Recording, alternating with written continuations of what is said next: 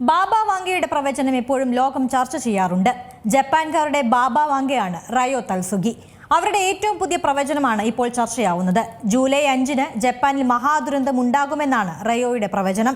500ഓളം ചെറിയ ചലനങ്ങൾ സംഭവിക്കുമെന്നായിരുന്നു പ്രവചിച്ചത്. ടൊകാര ദ്വീപിനെ പിടിച്ചുകുലുക്കി ചെറുചലനങ്ങൾ സംഭവിച്ചതോടെ ലോകം ആശങ്കയിലാണ്. തെക്കു പടിഞ്ഞാറൻ ജപ്പാനിലെ കഗോഷിമ ദ്വീപ സമൂഹത്തിലാണ് ടൊകാര ദ്വീപ് സ്ഥിതി ചെയ്യുന്നത്. 500-ലേറെ ഭൂചലനങ്ങളാണ് ടൊകാരയിൽ ഇതുവരെ അനുഭവപ്പെട്ടത്. ഇടയ്ക്കിടെ ഉണ്ടാവുന്ന ഭൂചലനങ്ങളിൽ സാരമായ നാശനഷ്ടങ്ങൾ ദ്വീപിൽ ഉണ്ടായിട്ടില്ല. ദ്വീപും പരിസര പ്രദേശങ്ങളും ജപ്പാന്റെ കാലാവസ്ഥാ കേന്ദ്രം നിരീക്ഷിച്ചു വരുന്നുണ്ട്. നഗരങ്ങൾ കടലിൽ വീഴുകയും വെള്ളം തിളച്ചുമറിയുകയും സുനാമി ഉണ്ടാവുകയും ചെയ്യുമെന്നായിരുന്നു പ്രവചനം.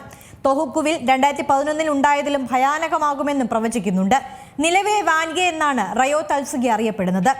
ഇവരുടെ ബുക്കിലും പ്രവചനങ്ങൾ വന്നിട്ടുണ്ട്. പ്രവചനം യാഥാർത്ഥ്യമാകുന്നതിന്റെ ലക്ഷണങ്ങൾ കാണുന്നതും ജനങ്ങളെ ആശങ്കയിലാക്കുകയാണ്.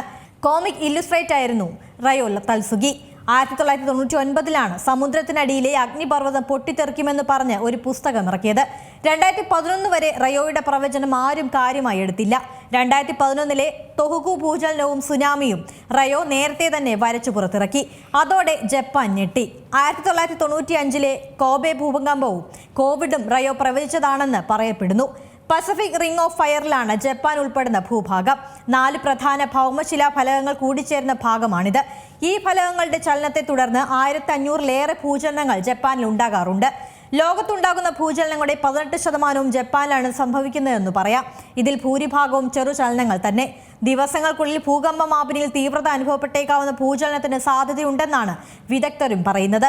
എന്തായാലും പ്രവചനം സത്യമാകുമോ എന്ന ആശങ്കയിലാണ് ജപ്പാനിലെ ജനങ്ങൾ. ഏറ്റവും പുതിയ വാർത്തകളും വിശേഷങ്ങളും വിരൽത്തുമ്പിലറിയാൻ സീ മലയാളം ന്യൂസ് എല്ലാ ഡിജിറ്റൽ പ്ലാറ്റ്ഫോമുകളിലും ലഭ്യം.